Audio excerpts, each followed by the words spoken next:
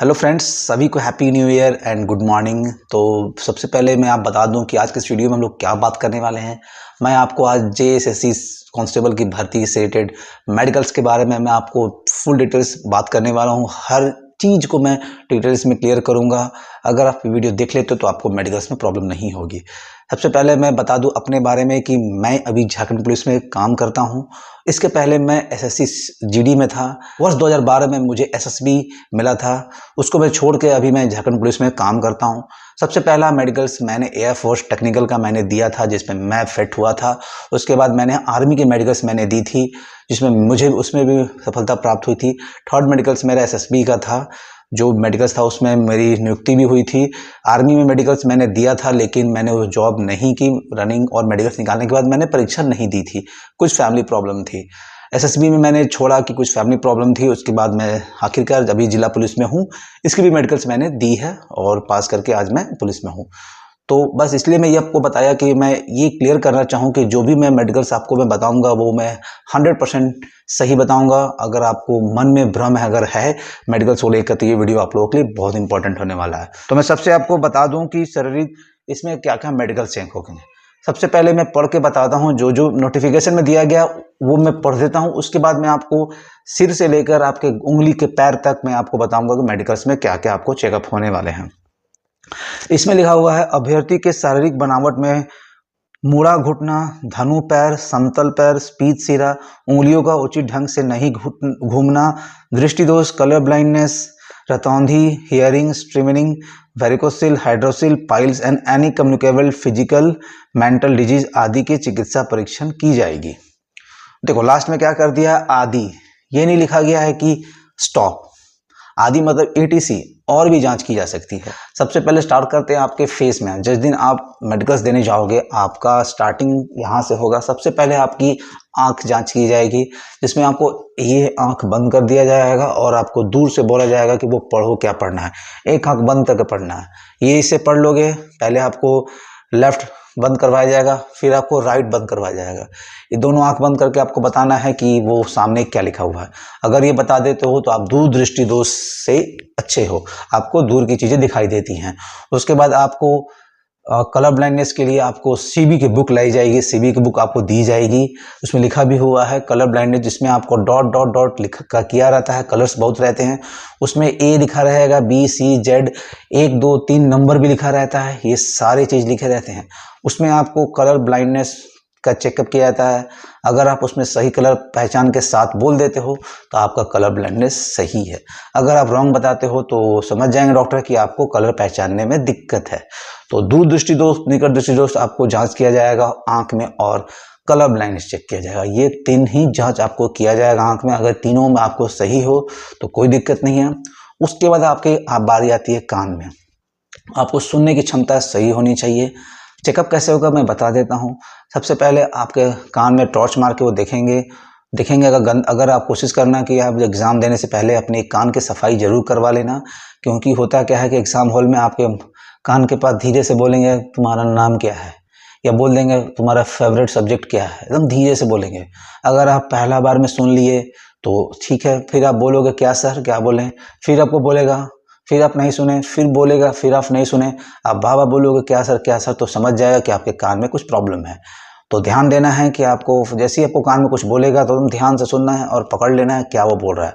अगर ये आप बोल दिए तो आगे के चेकअप आपकी कान की होगी ही नहीं। वो समझ जाएगा कि आप पास हो, तो आप कान में निकल जाओगे। कान का पर्दा नहीं फटा होना चाहिए। कान को आप जरूर साफ करवा लेना मेडिकल्स के दिन।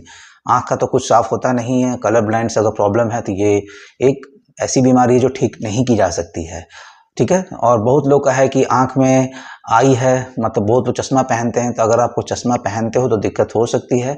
आपको मेडिकल चश्मा विदाउट चश्मा ही देना होगा। चश्मा पहन के आप मेडिकल्स नहीं दे सकते। तो चश्मा अगर खोल के अगर आप देख सकते हो तो ठीक है। चश्मा खोलने के बाद आपको वो दिखाई नहीं देता है तो आपको प्रॉब्लम होनी तय है, ठीक है, ये रहा कान और आँख का प्रॉब्लम। उसके बाद आपका आता है माउथ का। इसमें लिखा नहीं गया है कि दांत की चेकअप होगी, तो ऐसा मत समझो कि दांत की चेकअप नहीं होगी और आप जो गुटखा खाओगे, पच थूकोगे और पान खाओगे और दांत को छुड़ा के लेके जाओगे मेडिकल्स में, तो ऐसा कुछ नहीं है। अगर आप स्टूडेंट हो, अच्छे स्टूडेंट हो, पढ़ाई करते हो, तो गुटखा उटखा खाते हो तो प्लीज़ आप इग्नोर कर दो, खैनी वैनी नत नहीं खाओ, दांत को साफ रखो। उससे क्या होगा, अगर दांत का मेडिकल चेकअप होते हैं तो आप पास कर जाओगे। अगर मेडिकल्स में दिक्कत होती है तो ऐसा नहीं है कि एक बार में आप मेडिकल्स दिए और आप फेल कर गए तो घर चले जाओ, ऐसा कुछ नहीं होता है। मेडिकल्स में आपको समय दिया जाता है, री मेडिकल आपको दिया जाता है। इस चीज़ को आप ध्यान में रखो, री मेडिकल आपको हर चीज़ में री मेडिकल मिलता है। अगर आप कलर ब्लाइंडनेस में पकड़ाते हो फर्स्ट बार में, आपको री मेडिकल दिया जाएगा, फिर से आपको री मेडिकल में बुलाया जाएगा। अगर वहाँ भी अगर फेल कर जाते हो तो आप नियुक्ति के पात्र नहीं होगे। तो ये रहा आपके फेस में इतना ही चेकअप होने वाला है और कुछ नहीं। एक चीज़ और होता है, साइनस, नाक की चेक किया जाता है, लेकिन वो जिला पुलिस में नहीं चेक किया जाता, एयरफोर्स में चेक किया जाता है। पर आपको नाक की कुछ प्रॉब्लम होगी, सांस लेने में कुछ दिक्कत है, तो नाक में भी साइनस की बीमारी होती है, वो चेकअप नहीं होता है, ठीक है। उसके बाद आपके फेस में काफ़ी है, इसके अलावा कुछ चेकअप नहीं होगा। उसके बाद मैं आपको बोल देता हूँ, जब आपकी ये हैंड की बारी आएगी, यहाँ से लेकर यहाँ तक, इसके बीच में आपको ये चेकअप हो सकता है। लिखा नहीं गया है, लेकिन आप इस दिमाग में रखो, चेकअप होने के चांसेस ज़्यादा है। इसको बोलते हैं कैरिंग एंगल, इसको बोलते हैं कैरिंग एंगल। ये आपका सटा नहीं होना चाहिए दोनों, ठीक है, सटना नहीं चाहिए। देखो मेरा कितना डिस्टेंस है, इतना डिस्टेंस अगर नहीं भी कोई दिक्कत नहीं है, सटता हल्का सटता भी है, ये कैरिंग एंगल नहीं होना चाहिए। लिखा नहीं है लेकिन चेकअप किया जा सकता है, एटीसी का मतलब होता ही है कुछ भी चेकअप किया जा सकता है। फिर भी घबराने की ज़रूरत नहीं है, लिखा नहीं है तो शायद नहीं भी चेकअप हो, फिर भी ध्यान रखना है, इसका कोई इलाज भी नहीं है। और ये भी नहीं कि इसके पीछे आप एकदम हाइपर हो जाओ कि सर मुझे कैरिंग एंगल में क्या करूं, तो वो भी नहीं होना है। हाँ, उंगली का सभी 10 उंगली होना चाहिए, उसमें लिखा भी गया है, सभी उंगली का मुड़ाव सही होना चाहिए। देखो जैसे मेरा 10 उंगली है, सही है, पूरा स्ट्रेट है, आप देखो तो कहीं किसी चीज़ को टेढ़ा मेढ़ा नहीं है, सारे उंगली सेफ हैं। बहुत लोग का उंगली हल्का कटा होता है या इधर कैसे निकला होता है, ये आधा ये गायब रहता है, या मान लो किसी को ऐसा टेढ़ा है तो आपको दिक्कत हो सकती है। 5 और 10 उंगली आपका स्ट्रेट और सही हालत में होना चाहिए। अगर ये दिक्कत है तो आपको प्रॉब्लम हो सकती है। बहुत लोग के हाथ में टैटू भी होते हैं, टैटू को मैं क्लियर कर दूं को, देखो इतनी छोटी टैटू होती है तो उससे कोई फ़र्क नहीं पड़ता है, इतना छोटा टैटू भी रहता कोई दिक्कत नहीं। बहुत लोग इतने लंबे लंबे टैटू बना के रखे हुए हैं हीरो बनने के लिए, इतने बड़े टैटू अगर होंगे तो शायद मे भी डॉक्टर्स देख लें तो आपको निकाल दे। वैसे कुछ टैटू के बारे में लिखा नहीं गया है, लेकिन फिर भी इग्नोर करके नहीं चलना है। ऐसा नहीं कि अगर आप फॉर्म फिलअप करने वाले हो और टैटू बना लिए तो अभी जो लड़के टैटू नहीं बनाए हैं, प्लीज़ नौकरी होने तक आप टैटू से दूर रहें, ठीक है। छोटा मोटा टैटू चलेगा, छोटा मोटा लड़कियों को गोदना होता है जो बचपन में किया जाता है वो ठीक है, धार्मिक गोदना होता है वो भी ठीक है, लेकिन बहुत लोग स्टाइल के लिए अपने गोदना करवाते हैं, अगर वो है तो प्रॉब्लम हो सकती है। मैं कह नहीं सकता कि होगी। वैसे अगर आप एयरफोर्स में जाते, आर्मी में जाओगे तो होनी ही होनी है, वहाँ आपको टैटू अलाउड है ही नहीं, आपको वापस भेज दिया जाएगा। लेकिन पुलिस में क्या है, हमारी चेकअप नहीं हुई थी तो मैं आप लोग को नहीं बोल सकता कि आप लोग को चेकअप नहीं होगी। शायद मैंने बनाया नहीं था तो मेरा टैटू चेक हुआ ही नहीं, कहीं लिखा भी नहीं हुआ है। मेरे फ्रेंड्स लोग भी टैटू नहीं बनाए थे तो उन लोगों को भी चेकअप नहीं की गई है। लेकिन आर्मी में टैटू चेक किया जाता है, मैंने भी दिया है आर्मी में, एयरफोर्स में, SSGD में, इस तीनों में टैटू चेकअप किया जाता है। पुलिस का समझ में क्लियर नहीं है कि हाँ भी ना भी कुछ भी हो सकता है। अगर आपका है टैटू तो छोटा मोटा है तो चलेगा, बड़ा टैटू से दूरी बना कर रखो। बड़ा टैटू है तो फिर भी मैं पता करूंगा, अगर वैसा कुछ समझ में आएगा तो बता दूंगा, टैटू आप रिमूव करवा लेना। चलिए बात करते हैं, हाथ का हो गया, यही चीज़ पूछेगा, कुछ नहीं रहेगा नॉर्मल। अब चलते हैं पैर के घुटने में। घुटने में अगर आपका घुटना सटता है तो प्रॉब्लम हो सकता है। तो अगर आपका घुटना सटने का कोई इलाज आप खोज रहे हो तो ऐसा कोई इलाज है नहीं। फिर भी होता क्या है, पास करने की भी बहुत विधियां होती है। जब आप डॉक्टर के पास फेस करोगे मेडिकल्स को लेके, आपको खड़ा करवाएगा तो बहुत तो क्या होते हैं, पूरे शरीर को ढीला छोड़ देते हैं और वो डॉक्टर जैसा मन तैसा आपका पैर सटा देता है। तो ऐसे शो करना, अगर आपको पैर में घुटना सटता है तो ऐसे करना, स्ट्रेट खड़ा होना है कि वो कितना भी सटाए वो सटे ही नहीं।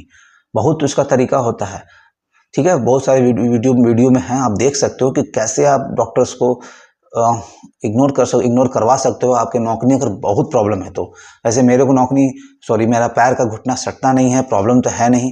अगर आपको वैसा प्रॉब्लम है तो बस डॉक्टर से दूर रहना। अगर वो चेकअप करता है तो वैसे शो करना है कि आपको वो पकड़ ना पाए, पैर के घुटना सकते हैं, वैसे कोई इसका इलाज नहीं है।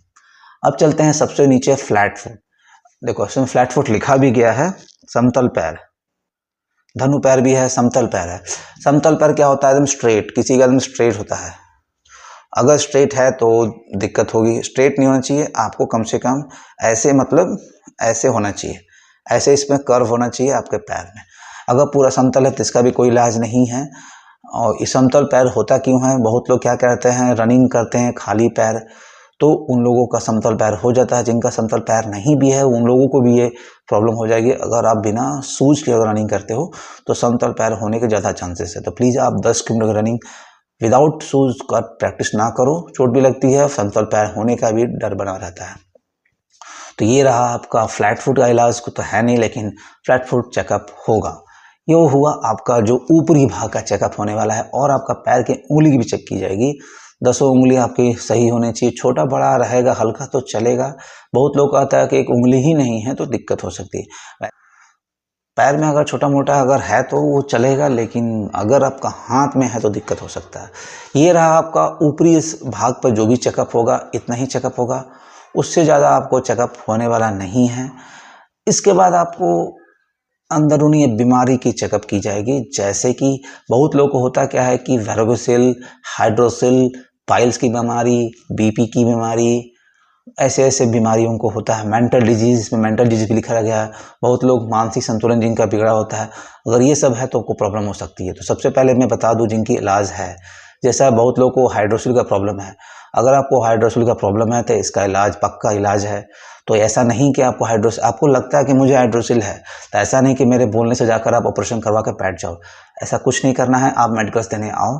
अगर आपको डॉक्टर्स कहते हैं कि आपको हाइड्रोसिल है तो आपको री मेडिकल का समय दिया जाएगा। आप वहाँ जाकर फिर से अपना ऑपरेशन करवा के री मेडिकल में आ सकते हो और पास हो सकते हो। अगर आपको पाइल्स है तो पाइल्स भी ऑपरेशन कराने की जरूरत नहीं है। अगर आपको डॉक्टर कहता है कि आपको पाइल्स है तो आपको डॉक्टर के पास जाना है, ऑपरेशन करवा कर फिर से मेडिकल्स में आना है, आप पास कर जाओगे। ये हुआ हाइड्रोसिल और पाइल्स की। अगर आपको मेंटल डिजीज है तो इसकी इलाज तो नहीं है। इलाज तो है, मेंटल डिजीज का इलाज है, आप दवा खाते हो तो उससे ठीक है। ओवर मेंटल डिजीज है तो दिक्कत है। अगर आपको नौकरी करनी है तो आपको डॉक्टर जब चेकअप करेंगे तो ऐसा अगर शो नहीं करना है कि आपको मेंटली प्रॉब्लम है। दवा खाओ, अच्छे से डॉक्टर से मिलना है, तो आपको कभी कुछ प्रॉब्लम नहीं होगी। खासकर मेंटल को लेकर दिक्कत नहीं होगी। कुछ ज़्यादा ही पागलपंती है, पागलपंत है तो शायद आप लोग को प्रॉब्लम हो सकती है। बेसिक यही चीज़ होता है। इसके बाद बीपी का चेकअप होता है। बहुत लोग